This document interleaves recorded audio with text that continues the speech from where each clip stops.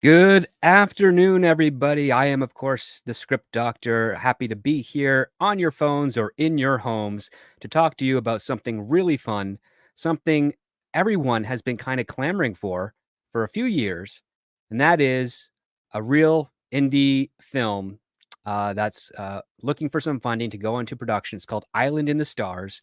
And to tell us all about it without spoiling it for us in the future is the writer-director, Mr. Tom Konkle.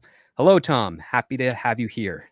Hello, Script Doctor. Thanks for having me on here. This is an exciting time. We had a really nice launch. You joined us for some of that on another channel, and I'm super excited to be on your channel here to talk about hopefully blazing some new ground with something that's both classic and fresh at the same time. Well, this is one of the things that I was really happy to schedule out with you because in our little area of the internet, there are so many people, potential audience, that are just clamoring for some very classic, fun films and science fiction in particular. And well, you have answered that request with Island in the Stars. So before we get into some of the details of the campaign and whatnot, please share with the audience your pitch for Island in the Stars.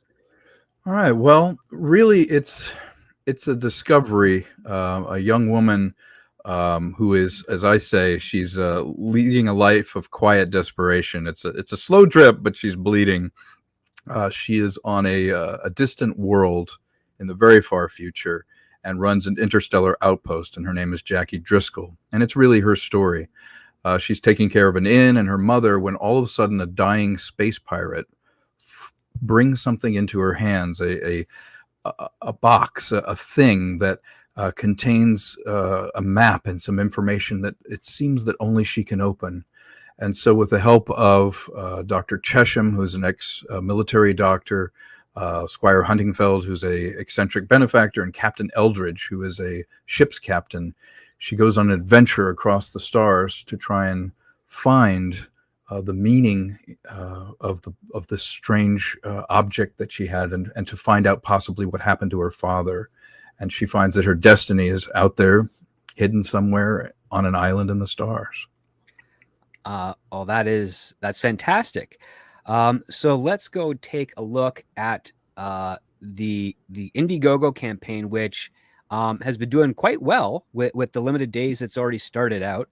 To everyone that has already supported, obviously Tom sends his thanks, but Yes, thank you. we have here, as shown on the page, 62 backers, and it is in Canada because again I'm in Canada at the moment. But with regards to the conversion, as you can see popped up here, it's a little over $4,000 of the 66,000 total goal.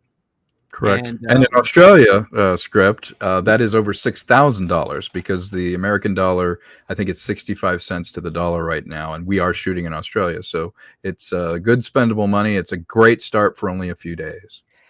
exactly. And it's great that you're shooting in Australia. So share with the audience the advantages of shooting in Australia and why you chose to pick that country for this production.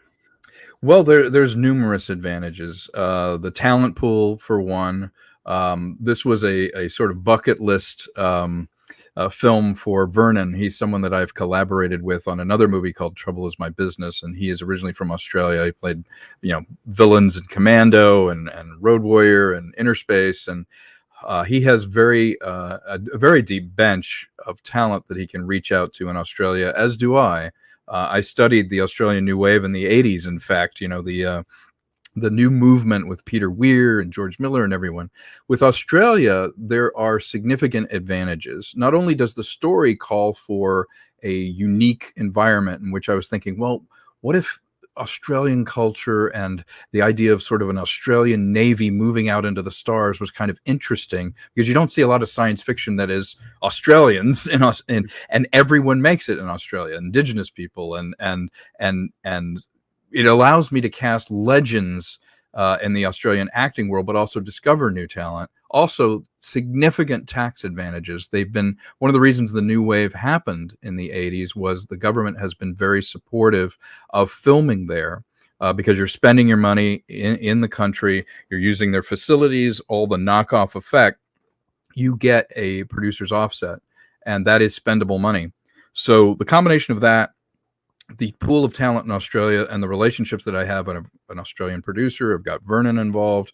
We've got so many places that we can go in Australia and film and have it be a unique location, a new place. I have a partnership with Dream Screen Australia, which is also a virtual stage. So it all made sense the minute it all started to come together, giving it that kind of Australian culture, that voice, and that talent pool. It made it unique, and it made it something that made it a lot more easy to make this film on a smart budget. Well, that sounds like a very inventive way of not just achieving the variety of talent that you can pick from the country, Mm-hmm. but also giving a new type of voice or perspective into the science fiction genre that isn't predominantly British or predominantly American. And there's some Correct. fun that can be had in there. And that's one of the things, as I've mentioned publicly, I got the privilege to read the script. And it's one of the things that gives the language in the script a great flourish that we don't often see in Yeah. current day science fiction films. Can you explain a little bit with regards to the advantage of that and what drove you to that versus going with the contemporary language that has been used throughout films, at least over the last decade or so? Yeah, you're a man of words, and I think the audience will respond to this too. It's a great point you make. The formality of setting it in an Australian language that is based on a more Victorian, they're all convicts from the UK anyway.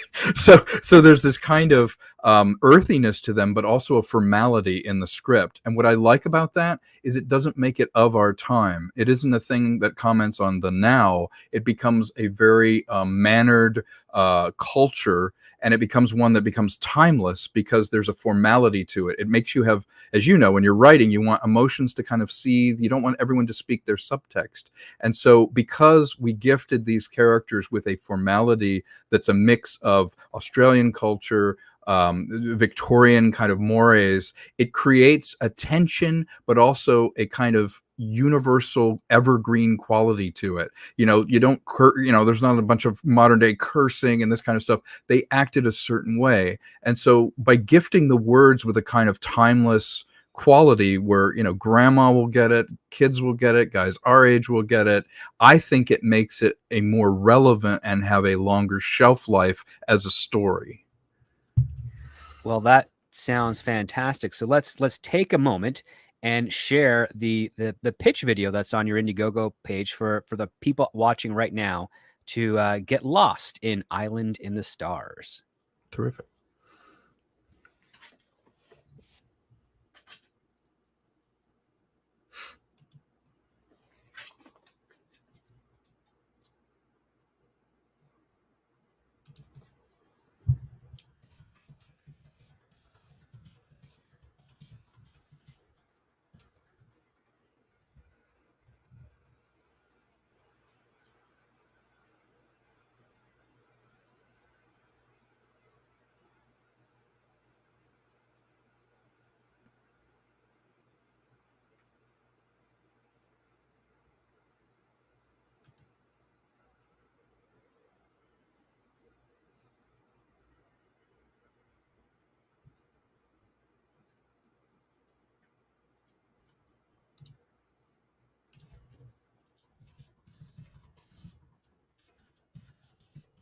Oh, they're saying there's no sound. Let me start that again. I apologize, everybody. I have only sharing the audio. That's the silent movie Charles Chaplin version of the pitch. Yeah. That's the silent movie. Let's try that again because I've clicked the These share things sound. happen. So Yeah, let's these see. things happen. You were hearing it, right? No, I was not. You were not? Okay, let's try now. My name is Vernon George You're there. Wells. I'm an actor and a Yes. producer. And what we're talking about is a wonderful film I'll be doing called Island in the Stars.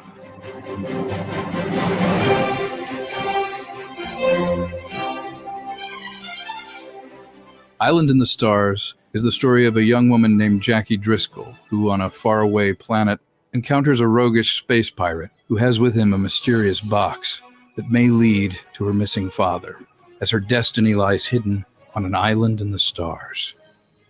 So my name is Emily Coop. I am an actor, singer-songwriter, and I'm playing Jackie.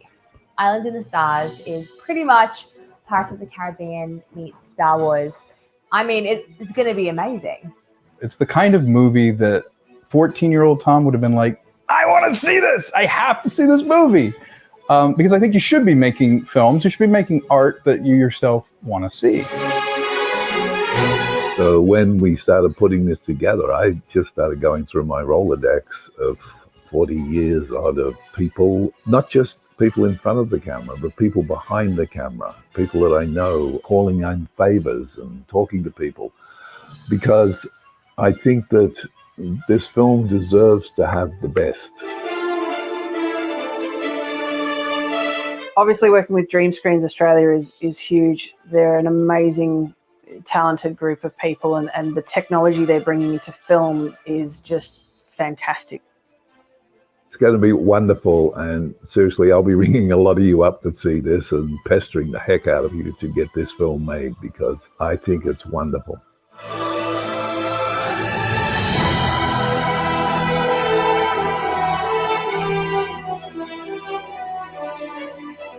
Island in the Stars is truly an epic science fiction adventure film.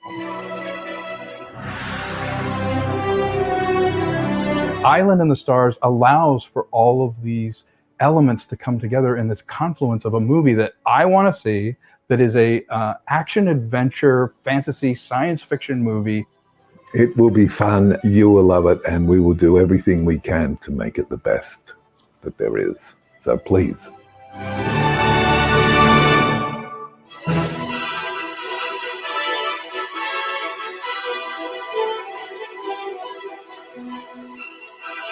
This film will remind you of what you've missed out on and show you that it's still there, and you'll be able to talk to your kids and say, that's what it used to be like.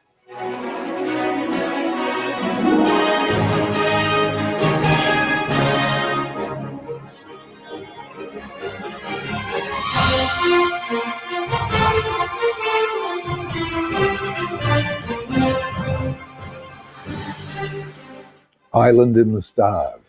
I can't wait for you to see it.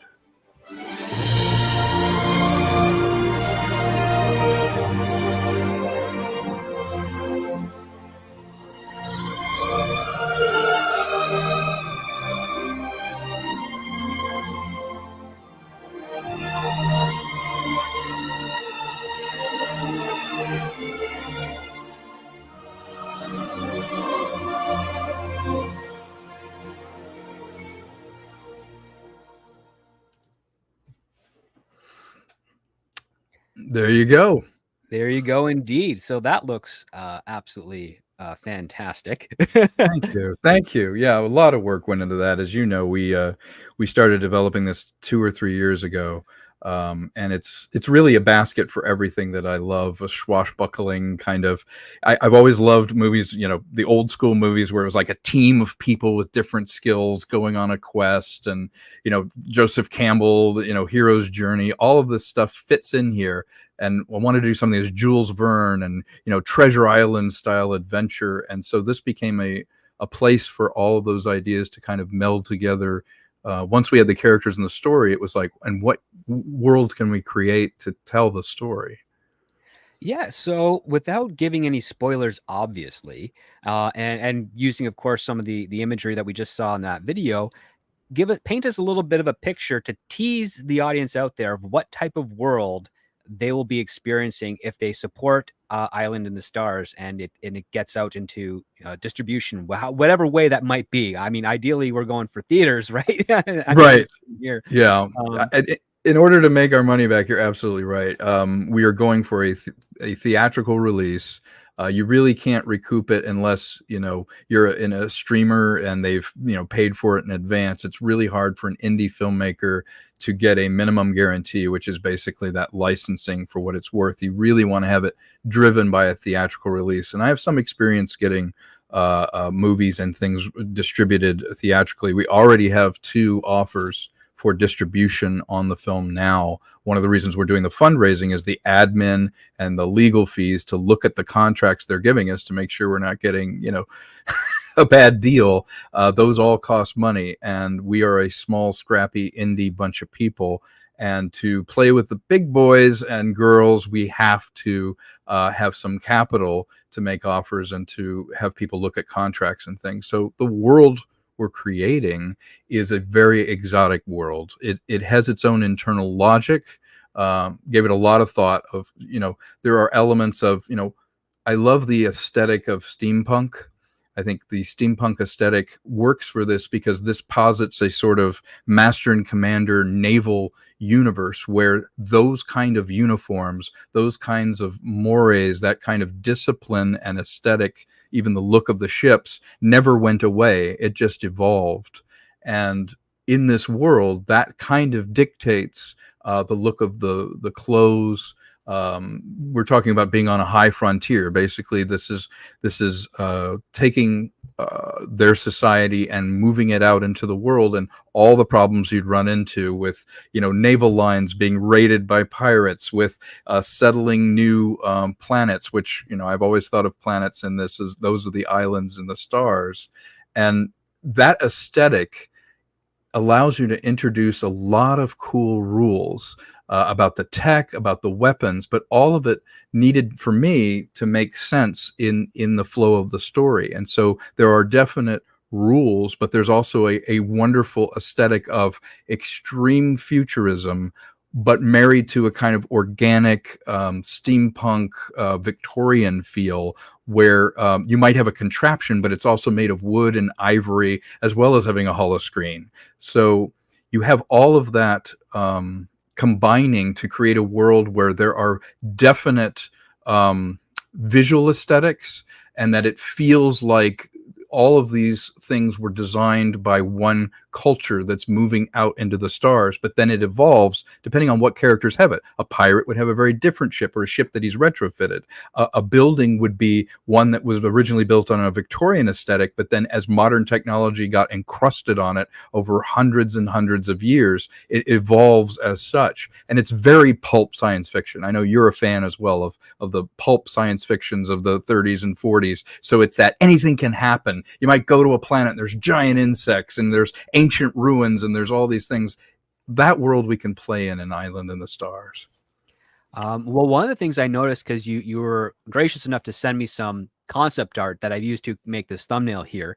And one of the things that was a running theme I felt when I was looking at all the imagery is that the technology has an artistic value to it. It's like whoever is building this, they're not just trying to make it for function. They're trying to make it aesthetically pleasing. It's a beautiful piece. It's a work of art.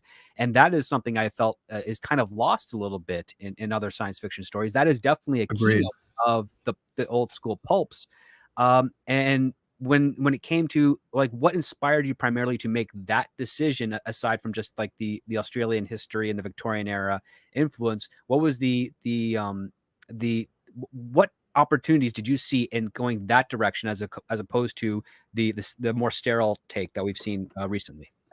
Yeah, that's a great question. I really grappled with it because there is that industrial aesthetic. There's also the what if NASA, 2000 years from now had that utilitarian look. And I thought, you know what? As humans, we gravitate towards melding the architectural with the beautiful aesthetic. I mean, look at Rome, where the creation of the domes and the columns, we added things to buildings and ships that really didn't need to be there. You didn't need to have, the Starbuck on the front. You didn't need to have the paint. You didn't need to have all the logos and the treatments and things that you have, the symbols, but it made it visually pleasing and it made it more human. And I thought there is something where I think it's been overmined, and I think you'll agree that industrial aesthetic has been done very well. A military industrial aesthetic like Aliens, or most sci-fi that you'll see is that NASA just thrown forward, or with Star Trek it has a certain aesthetic, a very clean line aesthetic. And I thought, what if the thing that kind of fed each one of the great civilizations that's come up, from the Greeks, the Romans, Macedonians,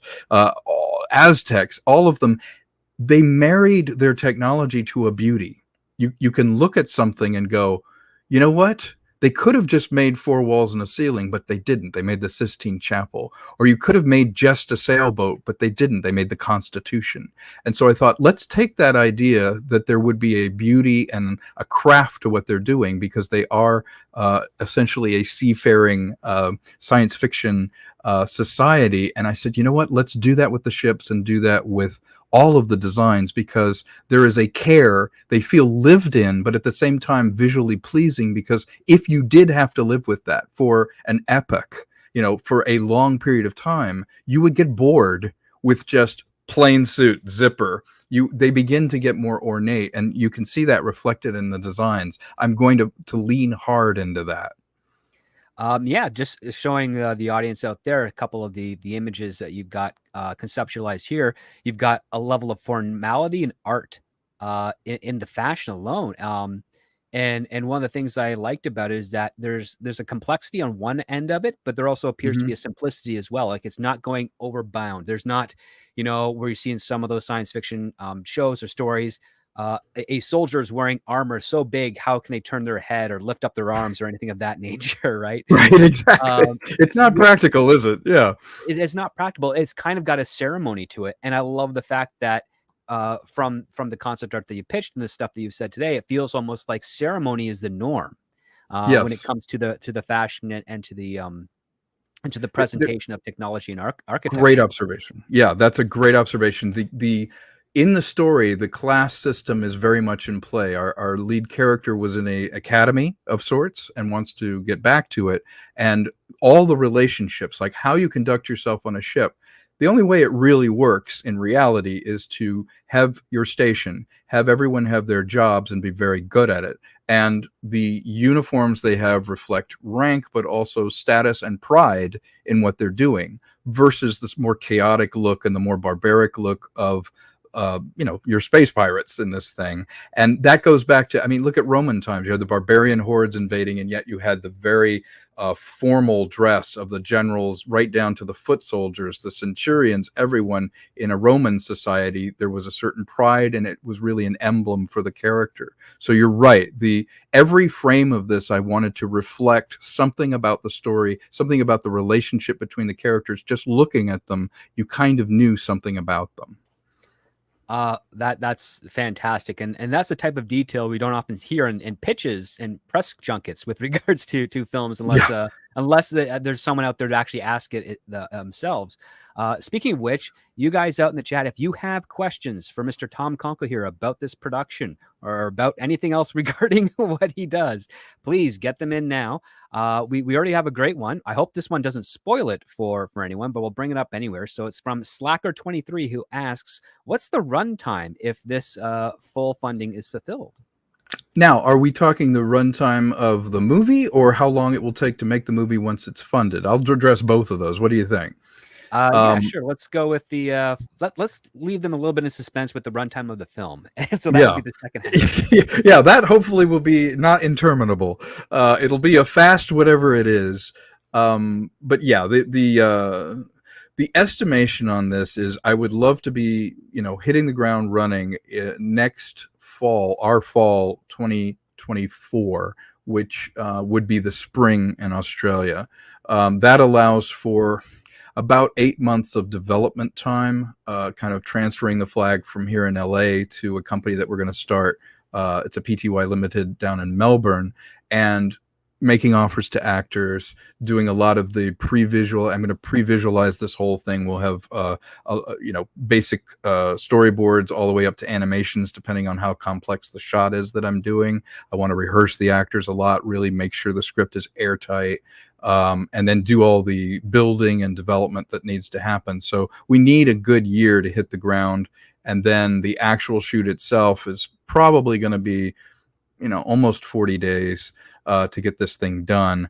A lot of it is going to be locations and sets. Some of it will be using virtual stages for set extensions, and just to make the comping look more realistic, to have more interactivity. Not a lot of it is going to need to be from scratch, but I'm going to try and capture a lot of the locations, a jungle and some of the other physical places, the desert, that you really can't get on a stage. The rest of it, obviously we're going to be using all that virtual technology. And fortunately, my business partner, Michael Smith, he is the co-owner of Luminactus with me, and he does this for a living. He's been doing it for over 20 years. He helped come up with some of the algorithms for, a stagecraft type situation and visual effects. So I'm very lucky to have him as a collaborator. And when we were working on the script, we talked about what was possible to do to value engineer this thing. I don't want to get crazy and go, well, I need to raise $100 million or 200 million, and then I'll have to make $500 million to do this. It was always, how little can we make this for and still have it be good? And we came up with a realistic amount of money that we could make this for. All right. And so, with that in mind, what do you suppose is going to be the estimated runtime of the feature if when not so much if it's going to get made? I know when it gets made. You know what? Using the rule of thumb, and this script, as you know, is more descriptive than most. It doesn't just say, woman enters a room. It does paint a little bit of a picture. So the 1 minute per page rule probably doesn't apply as stringently, although I have tried to tighten the script significantly. I think it's going to be around a 2-hour movie. It tries to do a lot of things. It does have that classic 3-act structure, but it does a lot of heavy lifting because we are juggling 5 lead male characters, 2 female characters. All of them have significant sub arcs. All of them have B-line, stories, B through line stories. So all of them kind of mesh together in a really exciting climax in the 3rd act. And all of these things, nothing's sacred. You got to kill your baby. So in the edit will be the 3rd time we make this film. We did it once in the script, once while we're shooting it, and then once when we're editing it. But I'd like to keep it around that because that feels like a good time. That feels like a nice tight thing for a pulp adventure. Around 2 hours feels like it makes sense. That sounds like a great target. And the other thing to point out to the audience that are unaware, there's kind of this unwritten rule when it comes to balancing characters in films. And the unwritten rule is try not to go beyond 7. You can get away with 7 characters, and people can remember 7 names, and you can balance 7 quite easily out through a 3-act structure. The moment you start getting to 8, 9, 10, that's when people start confusing actors on the screen. That's a great point. Yeah, your brain can only, as you said, it can only really hold 7 things and really care about them. And the other good thing about this is some characters come in, have a very important part, but they don't carry all the way through. And other characters are supplemental to the main character. They're sort of aspects of the main characters. And so though each one has, attention and detail lavished on them, it is ultimately one person's story. And I think that's important. You've talked about this before. It's important to have an end point to the story. It's important to have a through line. And if you're going to have a character arc, you can't hand it off to another character. That mistake's been made a lot recently where, I thought this, this show's named after that character, and then it's not about that character. It's a rookie mistake, in my opinion. You have to make it about someone. There has to be an entry point. All right. And so we also have George Peter Gatsis in the chat who asks this good question, which you partially answered. So let's elaborate a little bit on that because you did say Mike Smith. So he asks, do you have your VFX team set up, and what is your Twitter handle? Well, the Twitter handle is easy. It's at Tom Konkle. I try to respond to everything. Please take a look. Right now it's replete with postings about this, but I also post some other information. I'd love to hear from you, George. As far as the VFX team, again, I've been really lucky. The last feature that I directed was a film noir that ended up having no budget, but 2,000 visual effects. And so it really forced me to expand the network of people that I can rely on. One reason that it's possible to make this for what seems like a meager budget is for that money, we are able to do inside our company vertically. Here's the mistake everybody makes. You make a science fiction or a fantasy film, and then you engage 15 different vendors, 15 different companies to do your visual effects. So every time Tom wants to change something and I go, that doesn't work. Can we do that? You're billed for that.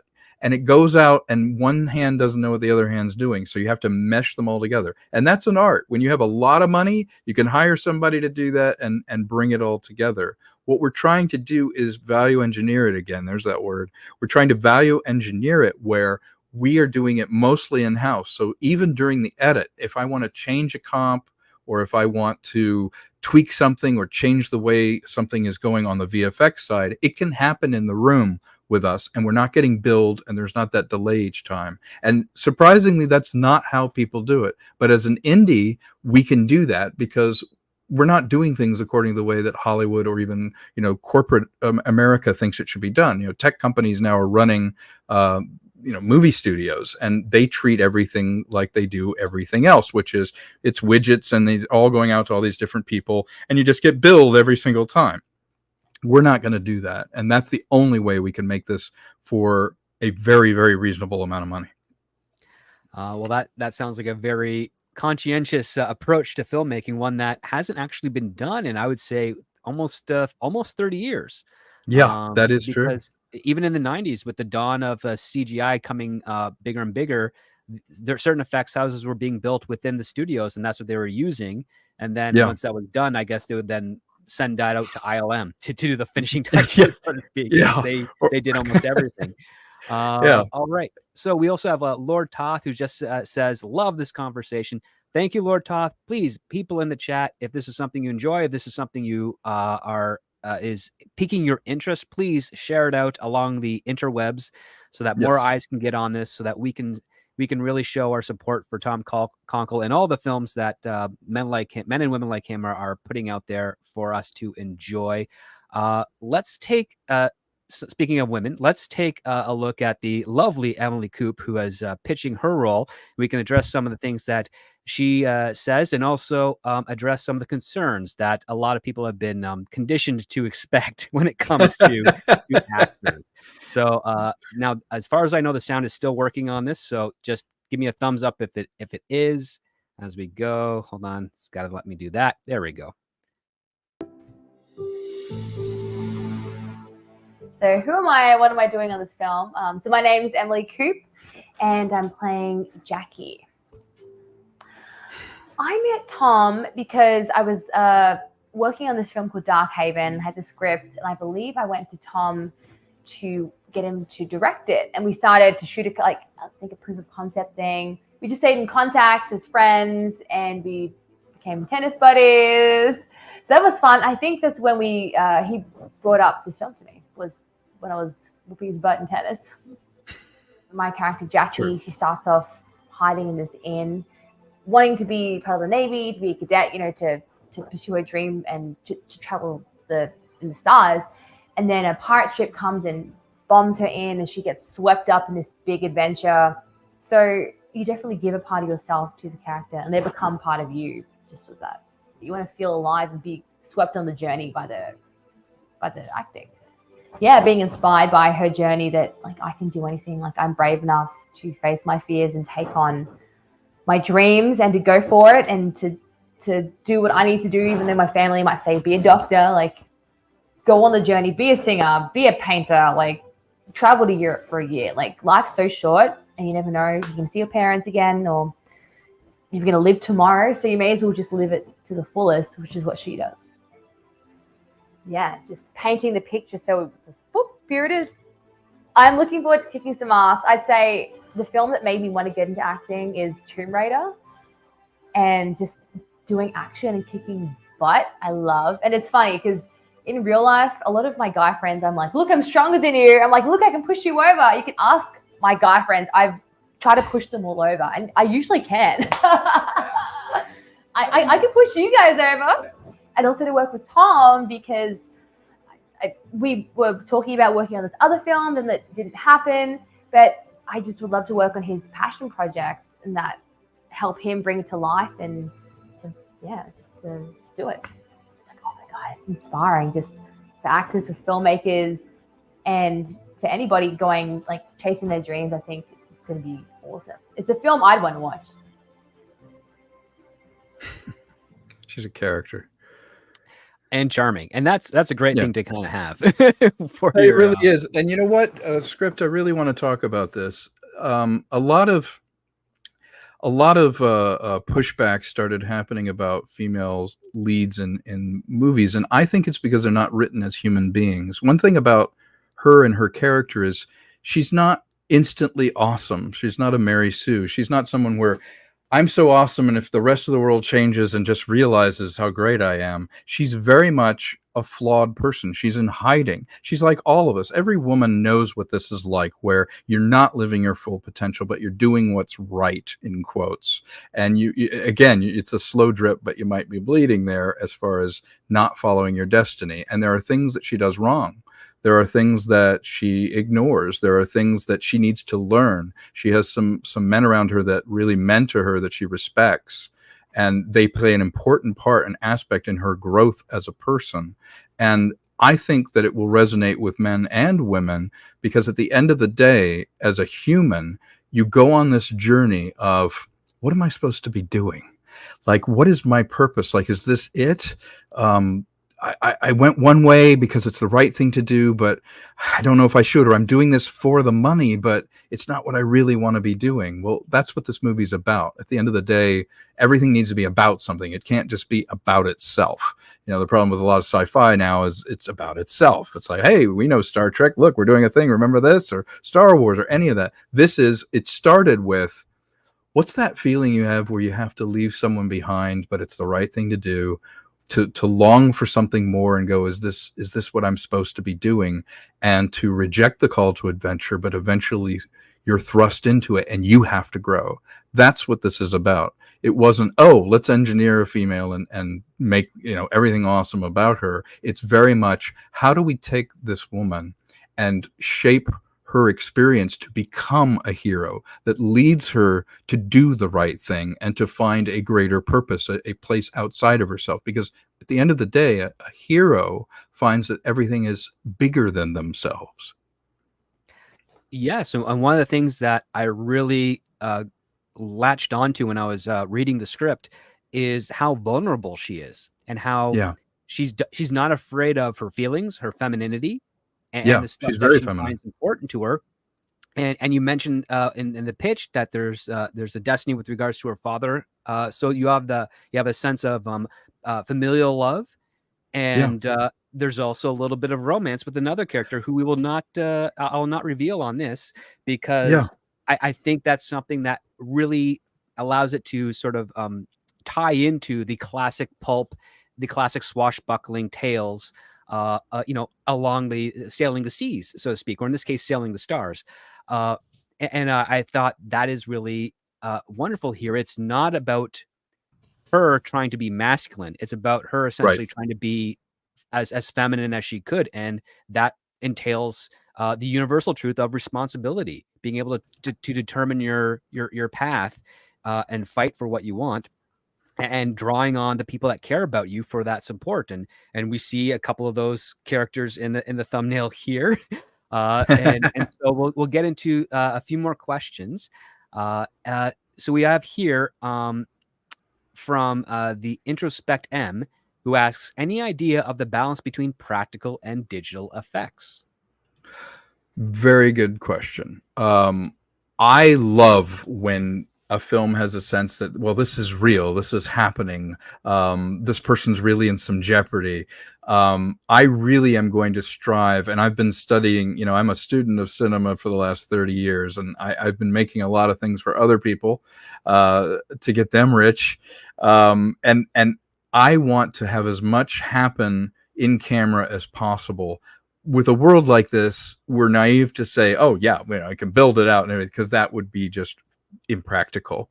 But what I will strive to do, and I will promise to do, is with everything, just because it's a lower budget indie film doesn't mean there can't be jeopardy. I mean, look at Road Warrior. Look at there were some great films, adaptations of Jules Verne's stories in the 50s and 60s. All of that stuff physically happened on a set. And so I'm going to use digital technology in service of that, but not to supplant it. There isn't going to be some big CGI battle at the end. There isn't going to be some concession to well, this is about just ships and buildings and CGI.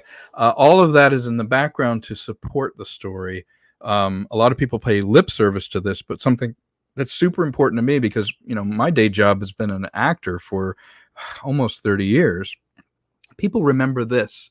They remember how you feel. They remember faces. You remember lines of dialogue. You remember how someone looked in a film, how they responded to something, and how you walked out feeling like you were in the movie or you were a character. Those aren't visual effects. Visual effects are in service of that. So it will have as many practical effects as can be afforded, supplanted with some other digital effects and other trickery, obviously. But at the end of the day, I hope what you remember isn't the visual effects, but how you felt. That's a great answer. I'm going to add on to that. When it comes to the in-camera stuff, we know that you're going to be going for locations. How Yeah. much are you going to draw upon the old pulp style and adventure film narrative of integrating as much of the location and camera with your actors as you can, versus what we've been seeing more recently, where you get the whole stand and deliver or sit and deliver scenes where you build this very beautiful and elaborate set, but it's Yeah. stuck in that medium to close up shot for the entirety of it. That's a great And point. you and I have talked about this before. It's like, Yeah. if you're building a set, you got to show it, but you also have to make the actors lean into the performance so that they're the ones commanding the attention. That's How do right. you hope to explore that option with a project like this? I'm very much a classicist. I tried it as much as I could in Trouble Is My Business. It's mise en scène. It's how you block a scene. So many movies now, you're right, it's stand and deliver, then cut in on this, fast cut on that, cut on that. I love to move the people to emphasize, if someone comes close to the camera, they're more important. Someone drops behind, you follow, and in a oneer, you can get the composition one way, people move, and you go into another one, and you feel like the environment is just another character in the script. And if you're going for something that's had its antecedents in literary giants, like Edgar Rice Burroughs, Robert Louis Stevenson, Jules Verne, they wrote in a style that made you have a sense of place, but it also integrated the characters into that place. You want to feel like they're not just standing in front of a projection of a place where, hey, look how beautiful this is, but it's sterile. And I think the lack of sterility and a feeling of organicness is going to be foremost in my mind when I'm doing the mise en scène and blocking the actors and trying to come up with dynamic camera angles, but not overcut it. Trust what happens in the frame. Trust the timing of the actors. Trust that we can follow as an audience the relationship between all of them. Even if the sound was off, I want you to kind of know where you are emotionally with the characters and what their power structure is between them. And that's really the job of the director, is to create an environment where people are free to do that, but you have a very clear, definitive vision of how this thing's going to look and how the environments are integrated with those characters. Beautifully answered. And one thing I will suggest, if you have not seen it, go see Trouble Is My Business. I believe it's available on Tubi. I also think you can find links on your channel, The Real Deal with Tom Konkle, if I'm not mistaken. It's all on there. Yeah. Go check that out. I actually recently showed that movie to my girlfriend a few nights ago. Oh, you did? She really, really enjoyed it. And thank you. And one of the things that I actually kind of noticed to build off of your answer is that Roland Drake's office, the dinner scene, the stuff that you got in the in the graveyard, you all really you did as much as you could to integrate those sets into the storytelling, because I'm well aware that you had to shoot a lot of that on green screen and do digitally, just because you set it in a period where a lot of those buildings don't exist anymore. That's right. Yeah, a lot of those locations were beyond what you talk about making much out of little. Trouble Is My Business was a dry run on environments. And you're right. I said, okay, if I have a table and a couple of chairs, how do I evoke a sense of place? And what I did was little subtle hints. Like if there's an empty chair, it represents a character who's not there, but who is talked about. It shows a power structure, the people standing over the people seated, a fireplace behind them, and the fire glows a little hotter when someone gets angry. All those things are subliminal, but they play into your enjoyment of it.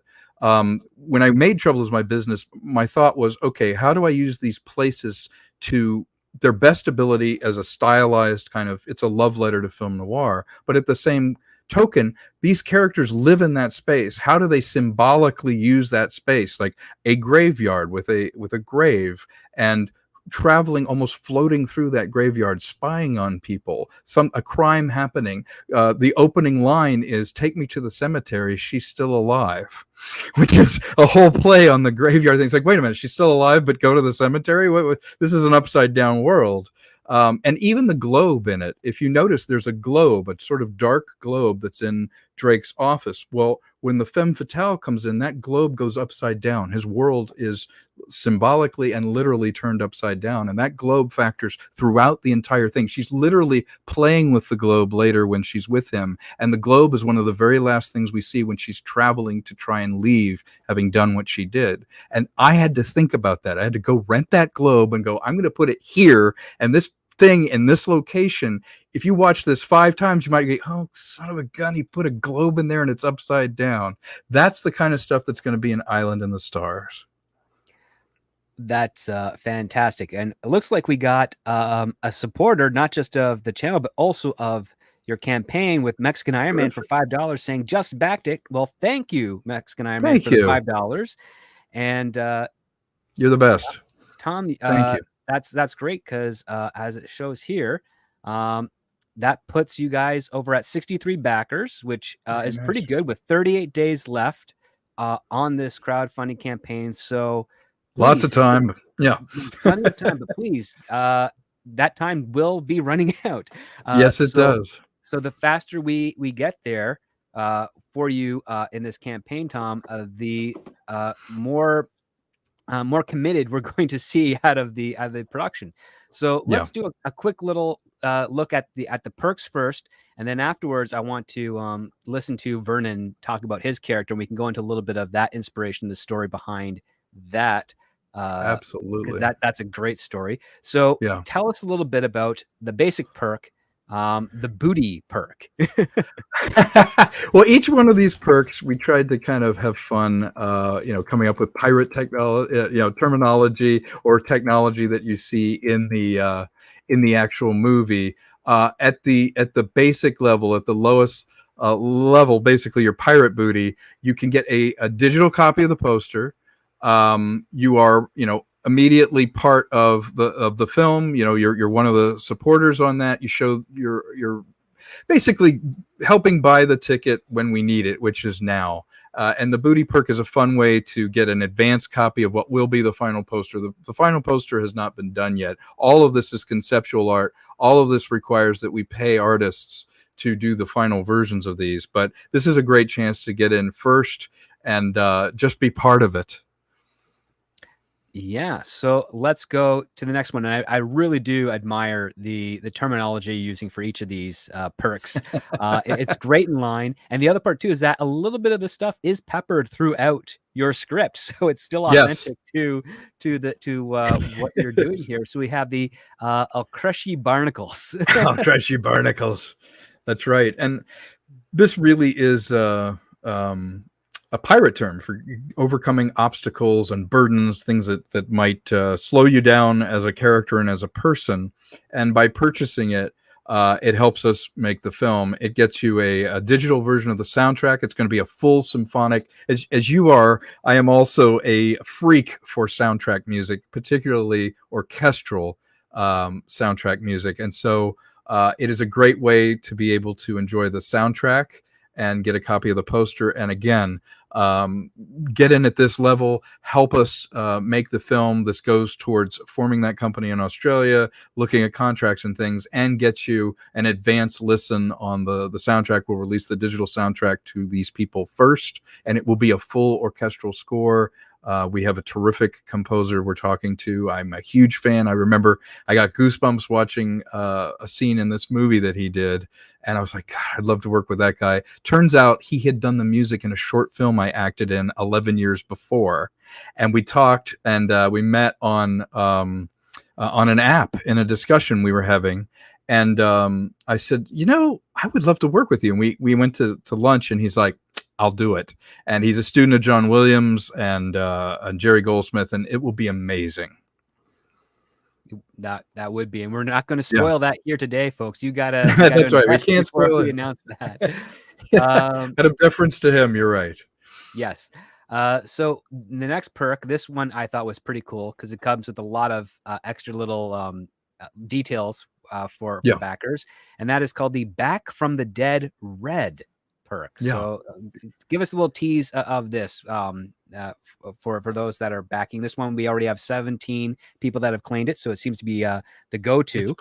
It's a popular one. Yeah. It's, Back from the Dead Red is, again, another nautical pirate phrase. If getting back, you want to get back into this. The very cool thing about it is you do get a special thanks in the actual end credits of the movie, and that will be there forever. You can point at it and go, "Hey, see, I'll make a movie." You also get a lot of digital copies. Again, we have these digital copies that are easy to get to you. Copies of the poster, a copy of the film, the soundtrack, even a copy of the script. If you want to see the differences between, the written script and what ended up being in the movie, it'll be something. It'll be a collector's item, and you will physically be part of the film, which is pretty cool. Yeah. Okay. So now we have a really cool one. This is the stuff that all cinephiles love, and that is the behind the scenes perk. So what sort of great advantages will people who back this at this level receive for doing so? Yeah, when I was growing up, I always loved the special editions, the extras on DVDs, or if you'd see a documentary on a film you really like, the making of. Blu-rays have these specials. That's why I love physical media. This gives you a bird's eye view and a fly on the wall at the same time, being part of the process of making it. You will see our behind the scenes, things that we're recording, blogging about, vlogging about. You will have access to seeing how the movie that you're supporting is actually being made. You can pop in and say, "Oh, they're doing the scene in the bridge right now. What did they do? Oh my God, I saw this and that." It gives you an exclusive look at the process of making it, and allows you to feel even more enrolled in, okay, I'm making a sci-fi here, and this is how they do it. I think you will enjoy the movie more knowing the process that got you there, how it was made. You'll see takes where you're like, "Oh, that wasn't the one they used," or that's the one they used. You get everything else, the thanks, the digital stuff, but you also get this behind the scenes look, which to me, I would want that. I love movies and I love cinema. I would want to be part of seeing the process of it being made. It's like you're standing there on the set watching it happen, and that's kind of cool. That does sound really, really cool. I'm also very interested to see how you guys do the vlog. That's going to be a lot of fun for people. That also might remind many people back in the day when Peter Jackson did a little vlog for Lord of the Rings and King Kong. Not a whole lot of entries because obviously the studios didn't want the spoilers for too much. what he was doing, but there were a couple of short ones which really got people excited, and I like the fact that your team is doing this as well. Next, we have this really cool one called the Captain My Captain. Now, this is for $49 US. That's right. Let's see what sort of awesome perks come with this tier. Well, this really moves you up. The IMDb, which is the Internet Movie Database, you literally will get a film credit. Like your name will be searchable with the movie, which is super cool. You can, it's kind of a fun, like, hey, I backed this thing, and like when you go, like when the industry searches it, or if you Google search it, there you are. It really puts you at the head of the sort of credit and getting some your name in there for a legacy. You were part of this movie. You get everything else. You get the digital copies and all of that, but you're also part of the Internet Movie Database. You are searchable. You can legit tell people, "Hey, I helped produce this film." And that's pretty cool. Yes, and that actually goes a very long way in not just in the independent sphere, but also in the studio system as well. That's right. Producer credits are basically essentially it's a credit to say, hey, bank, give me money to make something else. Exactly. And it maps across, like IMDb also has video games. They also credit internet series. It's not just theatrical movies. So it's a great searchable database, and you will be in it. We'll make sure that you're in it. And not only do you get all the other perks, but you have that as well. And you're again buying the ticket when we need it, which is now. All right. And then we'll do the cut of your jib, and then we'll listen to Vernon's stuff here, because I like the cut of your jib. Yes, it's a fine cut of your jib. My favorite of the perks. This one, what's the level up that we get from this one in addition to all the previous ones, which all these perks have? Every additional tier, you get the previous perks stuff as well. So you're not being excluded from anything. Yeah. Yeah, absolutely. It's cumulative. Well, now we're starting to nudge into physical media.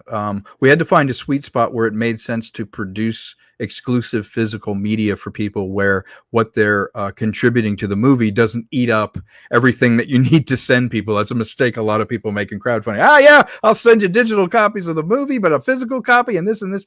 But you have to have a certain amount of money to make all of this stuff. And we wanted to make it special. So a physical Blu-ray copy of the film, as you know, I'm a huge fan of physical media. I love that someone can't come along your streaming library and go boop and take it. Oh, the licensing's gone, or no, we don't have the rights to that. You'll have a physical copy. It's a better picture, better sound, and it's a physical copy of the film in addition to everything else that you get. And we will short run produce those for you early, so that you will have a pre-release of that film, your own exclusive backers Blu-ray copy of the film. That is fantastic. So speaking of physical and the presence you get from that, let's listen to Vernon talk about his character and the things he loves about making this movie.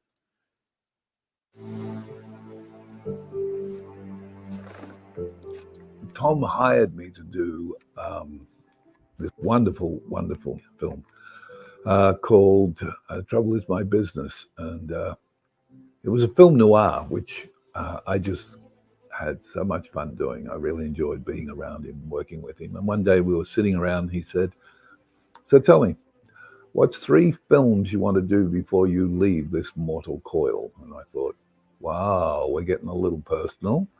But I'll tell him anyway. And I said, well, I would love to play the pirate in Treasure Island. And I would love to play the captain in 20,000 Leagues Under the Sea, the captain of the Nautilus. About 3 months later, he rang me up and he said, I got something I want you to look at. And I said, oh, sure. So he sent me over virtually the breakdown of Island in the Stars. And I was like, oh, you have got to be jerking me. This is so cool. One of those things I've always thought, God, I would love to just be that person, get out and be that man. And I got the chance, which was really, really cool. So I am so psyched about it that it's terribly embarrassing to talk to me. I get all carried away with it. He's a multi-layered character. He's not just this cruel, mean, horrible person. And he's not this sort of sloppy, nice person. He's a piece of all of them. There's all these little, it's like cutting an orange into 8 squares. He's 8 of them, and there's a piece of him in each one of them. And all those pieces are always intermingled and being used. And I think that's the fascination with him.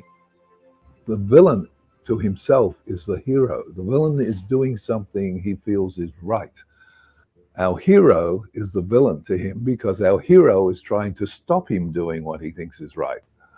Working with Tom is great. I love working with Tom because we are great friends and we both have the same sense of humor, which is stupid. And we enjoy what we're doing. Tom has that same sensibility that I have, as if you're going to be on set doing a film, make it fun. You're having fun, the other actors are having fun, the director's enjoying what he's doing, directing you.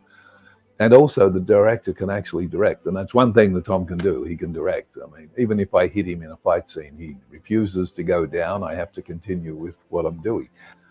The thing about Tom when you're working with him is he can't speak in English. He speaks in terminology of what we're doing. We've got this spaceship and it's 300 miles long and 60 miles wide and we've got 12 decks. It's like, I only said good morning, Tom.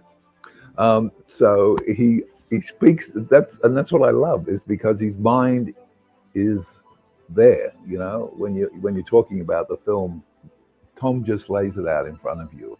I'm looking forward to beginning the pre-production, and I will be one of the producers with Tom and 2 other people. We have an Australian producer as well, and it's much nicer to cast a film with everybody in that film who fits the part and is the part, because then you believe what you're watching, and that's what we're trying to get, and that's what we want to make. But I get the idea that this is a world that exists and we are going to inhabit it and use it to our advantage to make a film. And just from that perspective, from me personally, I've been in this business since I was, quite a long time. And I know every in and out, up, down, sideways, you name it. I've done every goddamn thing. For me, I think this is the most important thing, is that I can get this material and I can get this stuff with Tom together, and I can look at it and go, I have 150% knowledge that this man will make this work.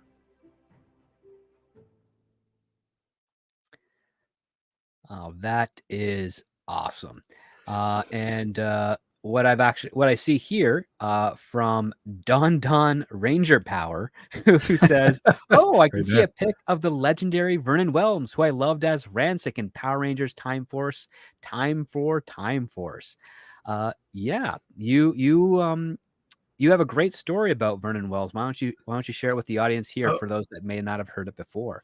Oh yeah, I got to tell you, Script, hearing Vernon say that he believes in me, that I can execute it, that he says, you know, this man can make this film.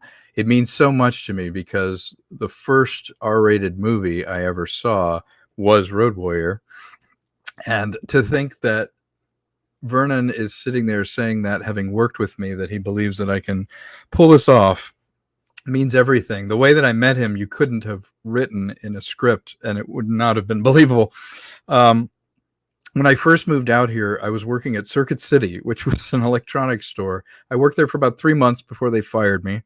And I was there for Christmas help.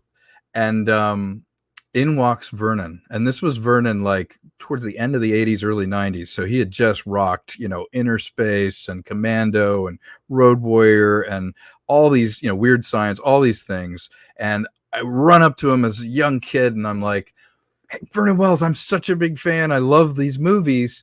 One day you're going to make a movie with me. I know it. We're going to make a movie together." And he looks at me. He's like, "Yeah, okay, kid." So a decade goes by, and all of a sudden I'm put in his orbit. A mutual friend through Comic-Con and then through an audition. I see him again and I tell him about Trouble Is My Business and the project, and he's the nicest guy. He's like, "You know what? Okay, I'll read it." And he doesn't think it's going to be anything. He calls me back the next day. He's like, "This is actually good." So it started a friendship and a collaboration of years. He ended up being in the movie. And when we had this conversation during the movie, I reminded him back in the late 80s, early 90s, I go, "You know, I ran up to you and I said, one day we're going to make a movie together. And you didn't believe me." And he's like, "You got to be kidding." And he hits me again in the scene and the thing. And I was like, "This is exactly what I wanted to have happen." So I absolutely loved the fact that life presented me with a full circle. It was so gratifying to be able to be accepted by somebody that you kind of looked up to, and you're like, "Gosh, could I do it? Am I going to be good enough?" He thought it was good enough. And then because I had his back, and I love to have actors back as far as performance and making them look good. And if you want to make a star, you shoot him like a star. And once he felt like, okay, this man has mastered cinema. He understands how to tell a story, but also how to communicate with us and the actors. Him saying that in this video meant everything to me. The first time I heard him say it, I was like, wow, you know, it's a real vote of confidence. And the way that I met him, it will live with me forever. He's literally the first famous person I ever saw in LA, and he's from Australia. That's an awesome story. And there's, and listen, everybody in the industry has a story similar to that in some regards, but yours really has a real great stepping stone feature to it, because it's like you met a hero who ended up being a hero still in Yeah, your eyes, very and a good much so. friend and collaborator. Yeah. That's a great thing to have. And that part is what I think is really special about the story that you shared with the audience today. Thank you. To go a little bit further, we have a nice little statement, one that I think you would have fun elaborating on, which is from the Introspect M, who says, "I find that the music score is a major factor in making a movie feel high quality." Yes, nothing gives away a movie's budget or quality like the sound. First off, dialogue and how well it's recorded and the soundscape of things, but the music score, if you skimp on that, it cheapens everything. I get goosebumps when I hear a piece of music I love, and I listen to movie soundtracks and classical music and all kinds of music when I was writing this. As you know, I love to listen to music while I'm writing.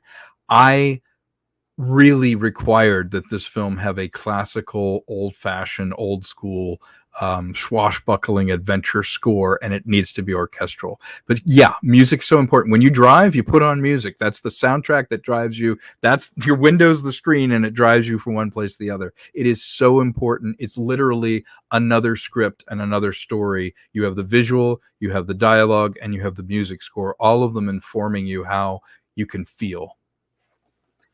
Absolutely. In fact, that's something.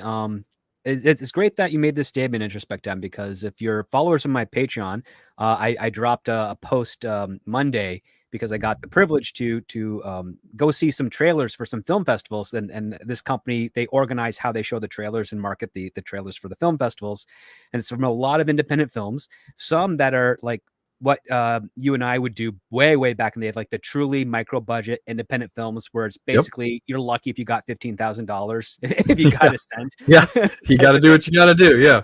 And I saw a number of those, and one of the things that impressed me greatly is I've seen some new filmmakers come along that do professional sound mixing, great lighting for that micro budget, and then you see Yeah. some that have been in the industry for years, where they're still doing the same thing they did 20 years ago, Yeah. and it's like, where's the disconnect here? And that's kind of one of the things that people should appreciate about yourself, is with every project you've done, whether it be from Safety Geeks to Trouble Is My Business, you see a growth in your technique and Yeah. your direction and your quality, which you don't often get to see as much as you'd expect in the indie sphere. And I think that's something to share with the audience, is that when you're putting your money into a Tom Konkle project, you are going to see every cent on that screen and then some. You might even see the value of 2 cents for only 1 cent you contributed.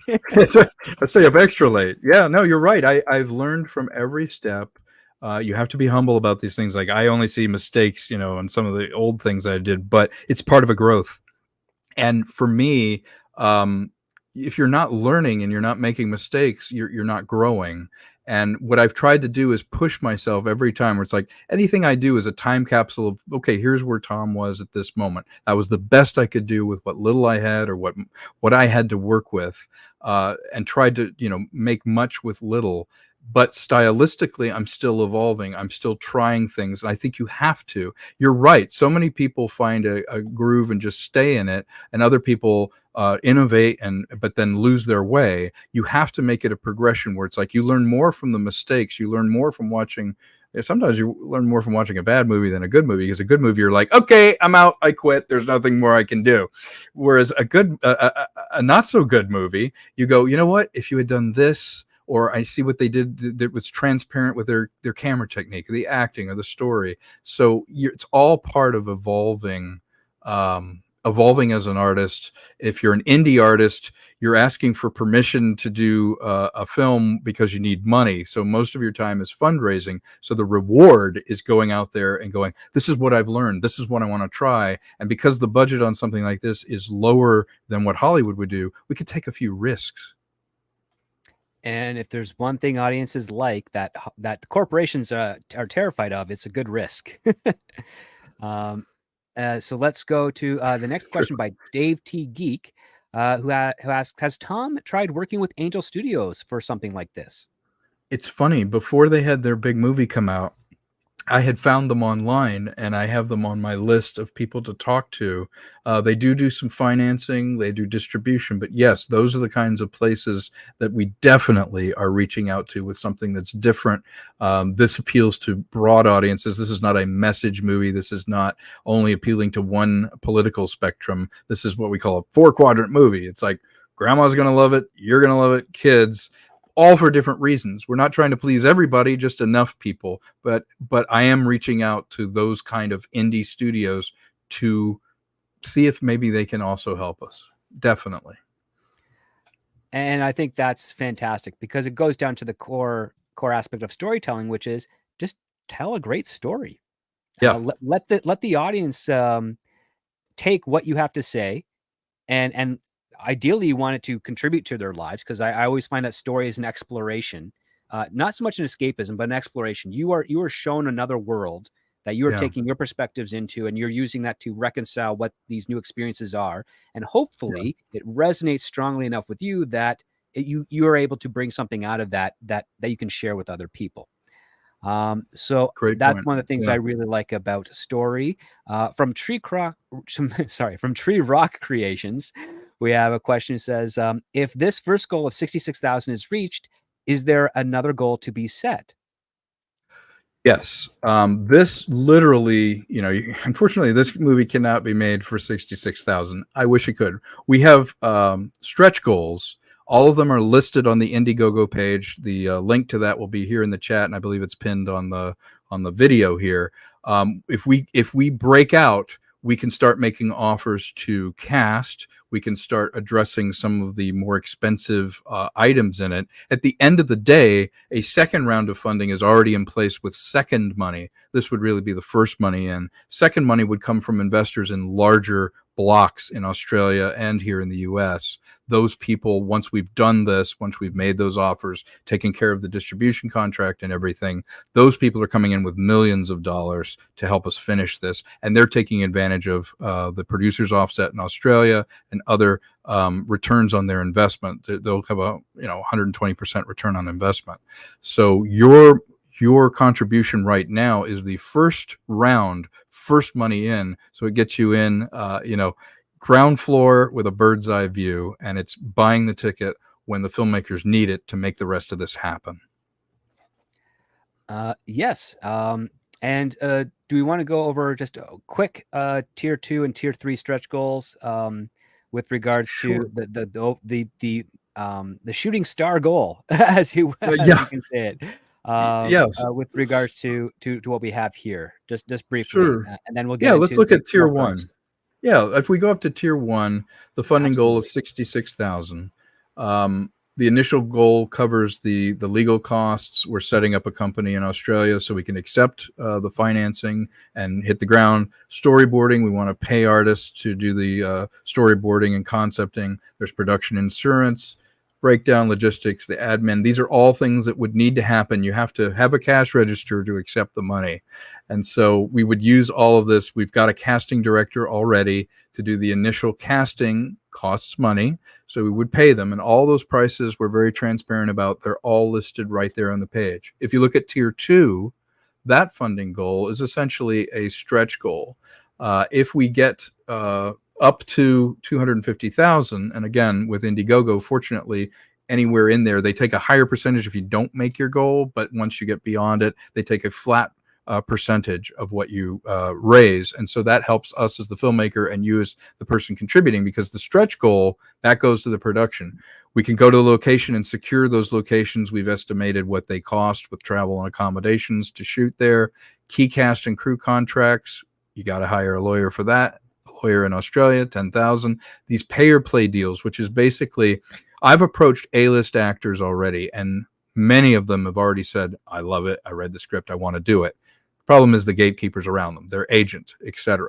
You have to make an offering of some amount of money before they will commit to saying, okay, You can tell a distributor, you can tell people, I'm in the movie, because anybody could say, oh, so and so's in the movie, or hey, we're going to reunite Vernon with this legendary Australian actor, but we don't have any money. You have to do a pay or play, and the reason it's called pay or play is you put that money up, and that's when they begin to play with you, and that's when it gets real for a distributor, because you can say, hey, so and so is in this, she's in this movie, this actress is committed to doing it. So anything beyond our initial raise goes towards making that happen. And so obviously the long game on this is if we can get into tier 2 and start to make some concrete offers to people, reaching all the way up to like a tier 3 where we're making pay or play deals with Ben Mendelsohn, Hugo Weaving, Mel Gibson, possibly. Some of these people have already said yes. We just don't have the money to get them to commit through their agent. And so this would break a cycle of woe that we have. And something I wanted to mention that just came up in the Indiegogo as I'm scrolling through, by committing to this, it removes the obstacles that are hindering us from approaching these investors that are interested in doing it. It is our belief that having this first money in, not only is that like a domino effect, but it also shows there's an audience for this film. We can physically go, look, these are the people that said, we're sick of what Hollywood's doing, let's try something else. They put their money where their mouth is. They bought a ticket. They're in. They bought behind the scenes. And so I feel like it's an important message to send as a production. Go, hey, there's an audience. There's people that are hungry to try something original, because that's the first thing that comes back is, well, this isn't a known IP, or this isn't a best-selling book or comic book, or this isn't a remake or a reboot. Well, we can show them, look, these people backed Island in the Stars. There's an audience hungry to try something new. Don't give me the same story of, yeah, it's great, but it's too original, or we don't do original things. This is an opportunity for you to use your voice and vote with your pocketbook. Absolutely. And that's the ways that you can vote with your pocketbook is by taking a shot across the bow with this chair right here. That's right. For my master of segue. Well segued. Thank you. Well, you set me up quite well for that, sir. Yeah. So all of the additional ones, you also have this other perk which really piqued my interest, called the Star Chart Vector Print. Can you elaborate a little bit on that for the audience? Part of her quest, when you're called to an adventure, there is a chart. There's a way to get there. There is a star chart in this that we want to make available to people at this level, the shot across the bow. You will have, as seen in the movie, a actual print of that star chart. We're doing a very limited run of them. So if the movie happens to really take off, you'll have something that's really special. You get everything from the previous perks, but you also get the thing that started it all for the character as an actual physical print. And we've been designing some super cool things for this print. So it allows you to have basically a prop from the movie. Yeah, and one of the things that I liked about this, so in many science fiction stories or many type of coming of age adventures, you have the courier role or you have the quest role. So the courier role is basically Star Wars. They have to get the Death Star plans to the rebellion. Yes. And in Island of the Stars, you have what looks like a map, and following a destination that is well, it will be revealed. So I'm not going to spoil it. I'm just going to say it's not a mystery box. No. Anyone out there that is worried about it. No, it is not a mystery box. We definitely open it. In fact, very early on in the story, it is something that can, let's say, be controlled by one unique person. And it is simply the starting point that takes you on the journey. And it's an important aspect of the story. There's very little mystery to it other than, how are you able to use this thing? Which I think is a good mystery, good question to explore, especially in this. Now we also have a really cool one called Dead Men Tells No Tales perk. So what else can you provide us with this one here? What sort of benefits do you get from this one, and how are they integrated when it comes to the film? Well, this one is a real step up. This one, you, again, get all of the perks from the previous, but what we've added in is it's set in a world where there are space pirates and there are certain shady characters. and we will transform you into one of the characters, a sought after character on a holographic wanted poster. It will be basically the essence of your character in wanted poster form, with this sort of science fiction steampunk aesthetic. So you will have a limited edition wanted poster that showcases your role within this movie, and portrays you as pretty much a legendary outlaw, which is kind of cool. So it's a collectible. It's kind of a fun way to get yourself literally your image and you in the movie. And the image is only going to be used for this movie, correct? Correct. Yeah. You will be the holder of the poster. You could do whatever you want out of it. Exactly, because again, that's been a point of contention, justifiably Yes. so, for a lot of actors. And for Yeah, anyone that wants to exactly. try and claim hypocrite, I want to assure you, not here. not Yeah, with Tom's exactly. movie of Island in the Stars. Yeah, and I'm in all the unions. I support everything that is being, striving for. If the strike is still going on, we will get an interim agreement where we're agreeing to the things necessary in advance to get this thing made. We're doing everything on the up and up and correctly. This isn't an AI film in any way. This isn't a film that ignores the great contributions that the union has done for me and for writers. So we support that. At the end of the day, these perks are personalized thank yous. All right, and then we only have a few more, but you have a lot of variety, which is absolutely fantastic for the audience and the people that would back this. So let's get into some of the stuff with regards to the flotsam and jetsam. Yes. Yeah, that is another way to have a little piece of history here. You'll have an autographed script. The script will be signed by the cast and by myself and the producers, and it can become a part of your collection. Say, look, I helped make this script. You receive a physical signed copy of the script and all the other perks. And I think it'll be a lot of fun to find out who contributed. We can write a little note to you and sign the script, and it's our way of saying thanks in some physical, concrete way. Yeah, I think that's also great because you again, nothing is as cool these days as holding a physical script for Yes. either a movie completed or a movie about to be in production. Yes. Usually, a lot of those come in sort of like traditional book forms. Which I'm not going to spoil what the next. Okay, I kind of spoiled a little bit to the next one because you have something similar to that coming up. But yeah, this is going to be a proper looking script that will be signed by the cast and you guys there. That Correct. I think will be. I mean, it's a great way to get some of whatever actors end up being in this thing. I mean, aside from obviously Vernon, a great way to get Right. his autograph. Yeah, If absolutely. you're a collector. Yeah. Yeah, if you're a collector, you just want it. I am the writer with Michael Smith. I've written many screenplays, as you know, including the script to Trouble's My Business. I was a staff writer at Warner Brothers. I did 2 seasons of Be Cool Scooby Doo. I've done a bunch of feature scripts, a bunch of pilots, written for the stage. I've been a writer most of my life, and fortunately, I get paid, which is even better. But it is something that I'm constantly learning, and this script has really been the bucket for me pouring out all of my dreams. So yes, when you support the Flotsam and Jetsam, get a piece of that bucket. That's right, a piece of that bucket. We also have a really cool one called Parlay with Us. So elaborate a little bit more with the Parlay with Us perk, which is pretty cool.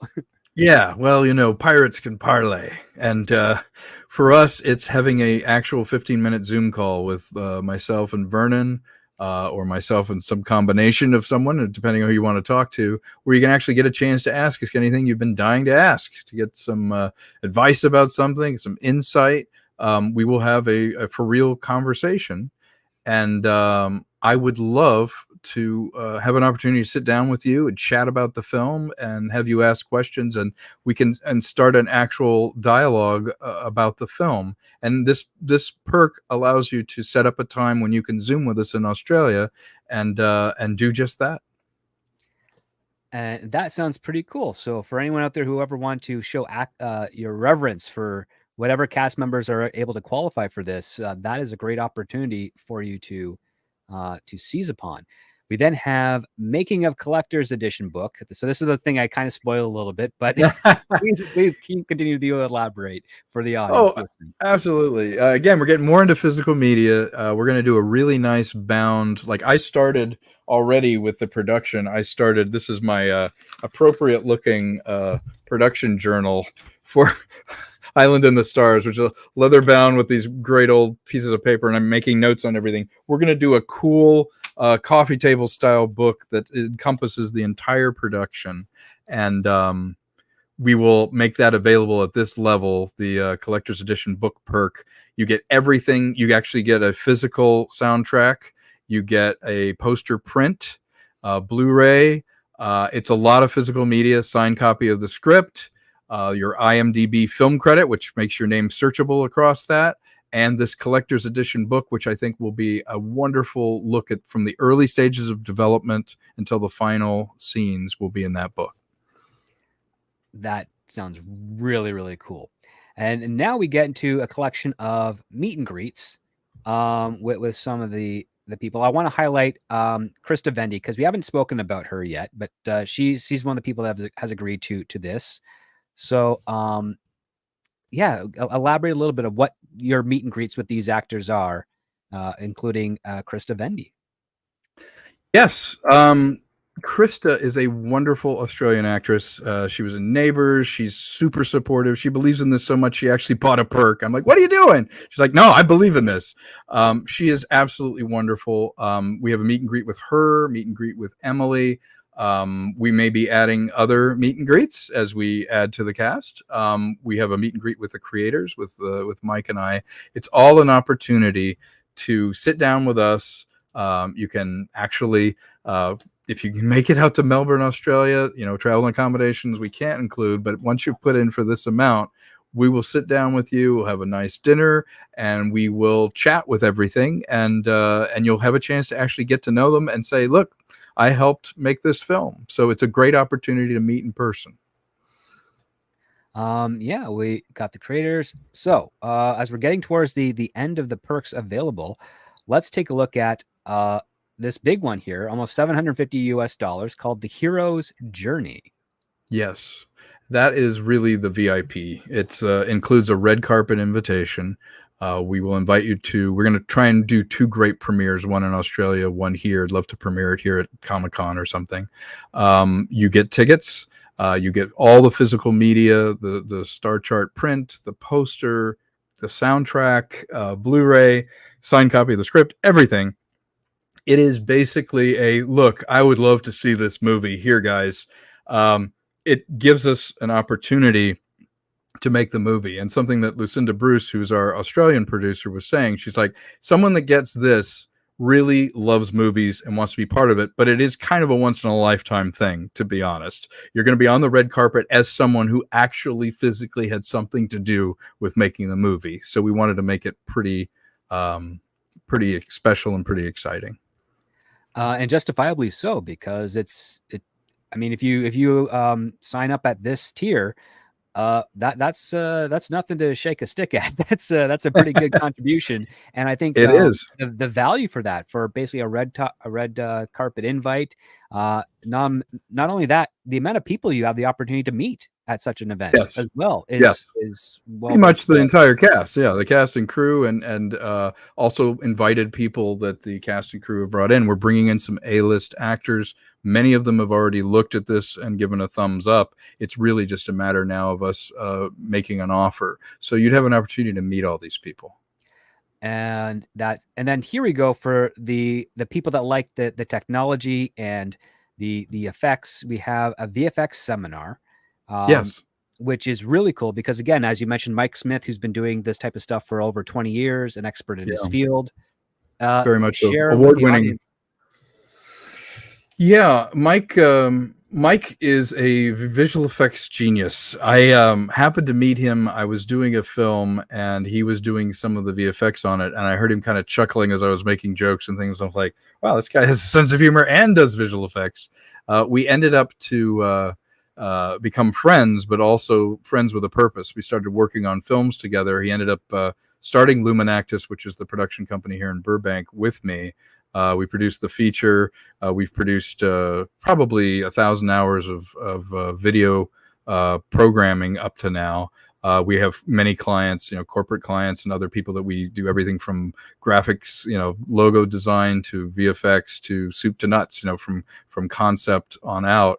Mike will teach you as best he can in a masterclass about the craft of visual effects, where it is right now, which ones we were using, how it's done. If you yourself are working on something, it's a time to ask questions. He will provide his knowledge, his skill to show you how to integrate visual effects into a project.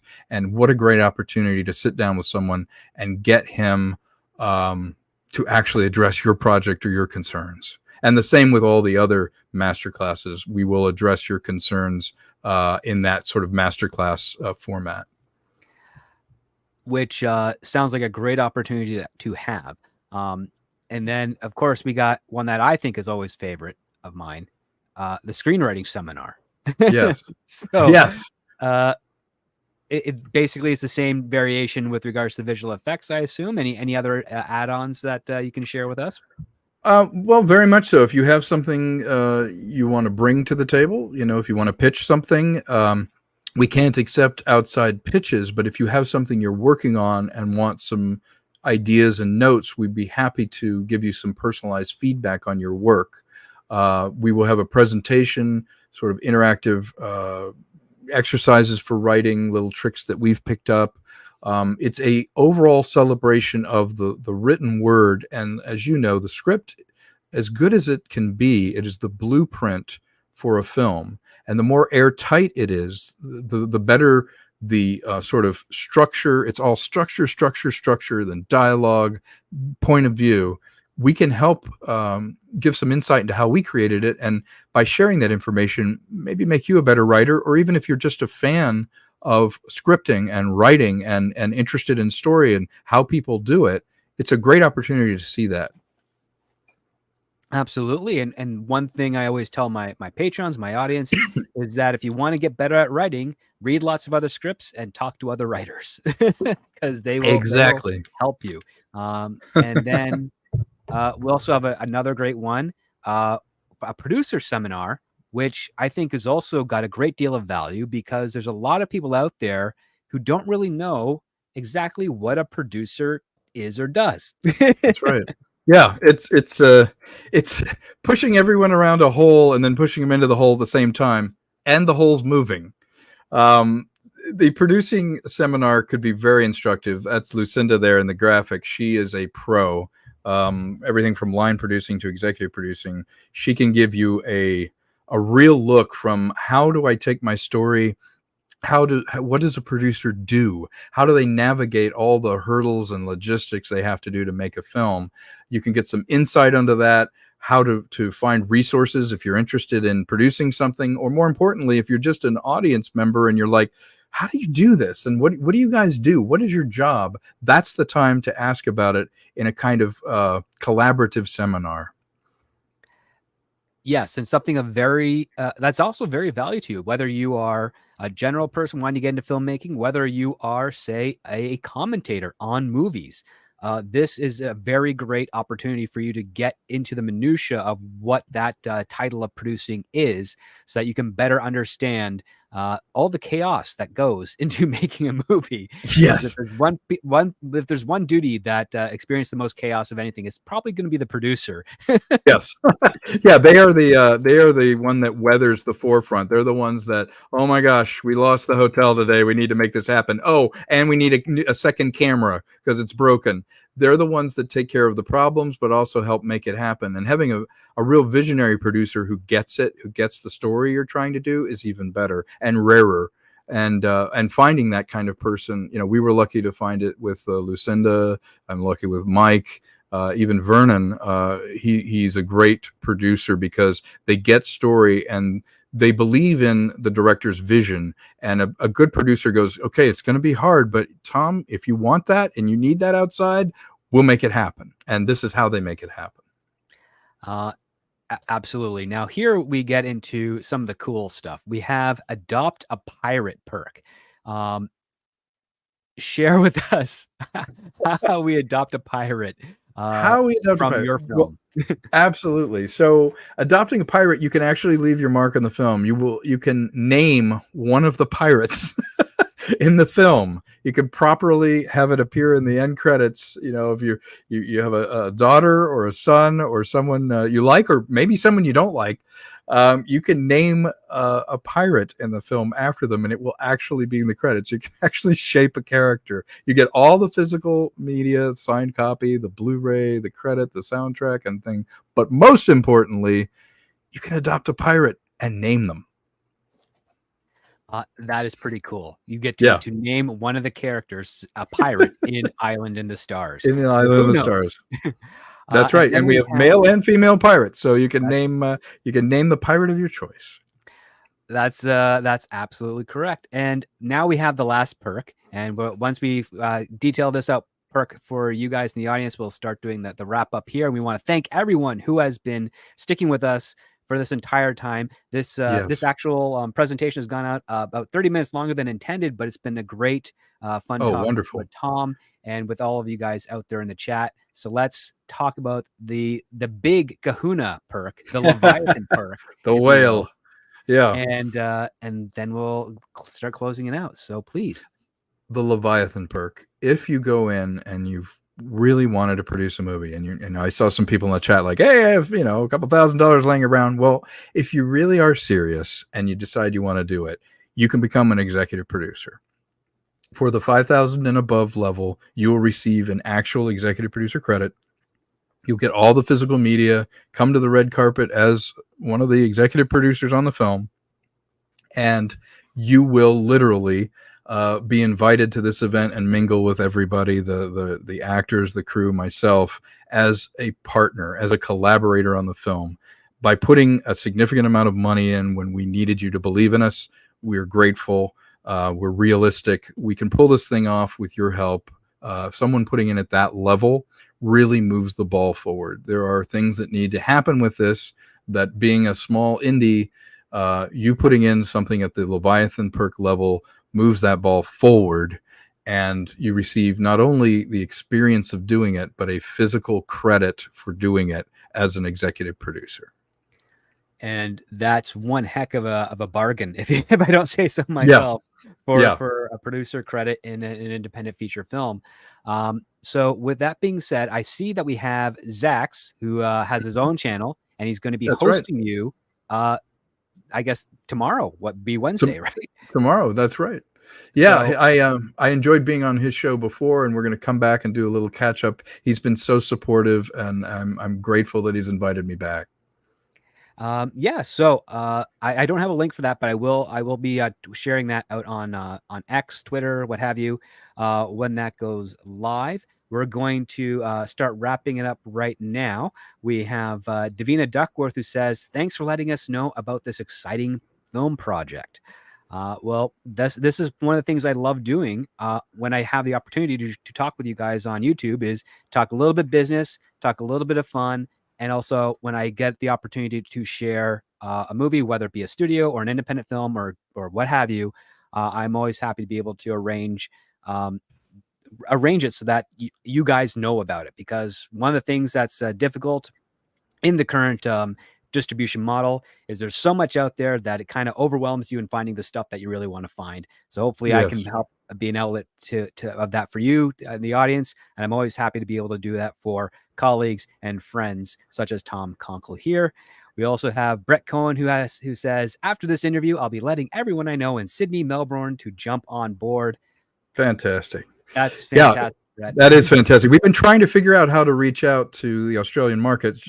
Alone just mentioning Vernon Wells should get some interest down there. But yes, anyone you know down in Australia, this is a celebration of Australian talent, of the location of some legendary Australian actors, old and young, that we want to include in this film. So yes, pass on the word. In fact, I will say every person who shares this campaign and tags the Indiegogo or our account on their post, either Instagram, Facebook, put it on your Instagram or your Facebook or wherever you post, you can receive a numbered Island in the Stars digital poster. You just show us that you've tagged it and you've spread the word, because we want your help in amplifying our message.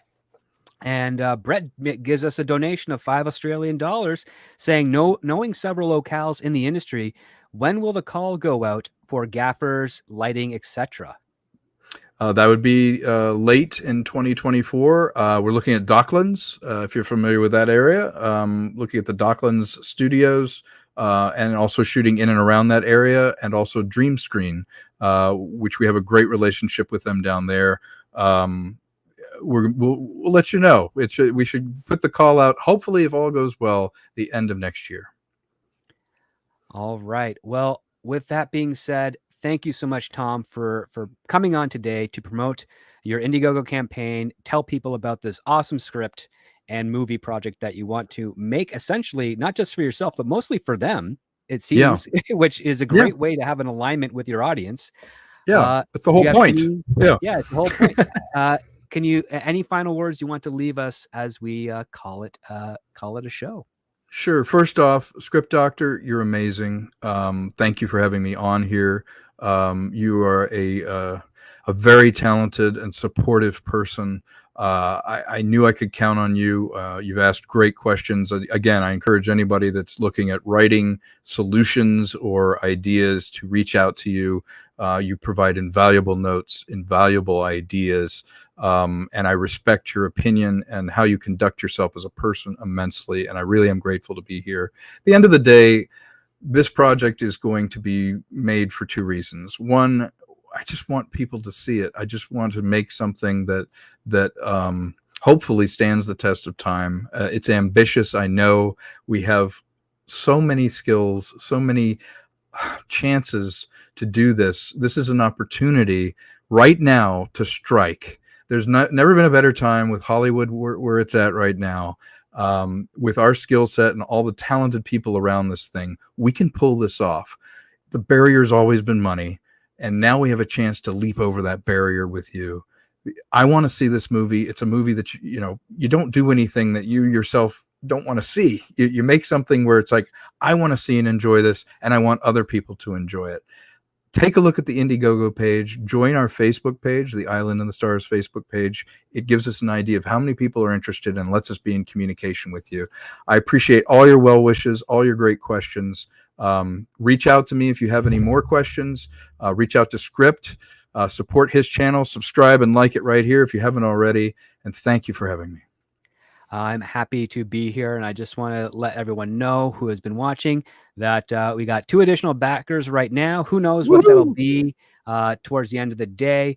Let's do a little onward to 100, at least for this week, and hopefully to many, many more. Thank you so much, everyone, for hanging out with us today in the chat as we do this. Never forget, when it comes to great story, it all starts with the script.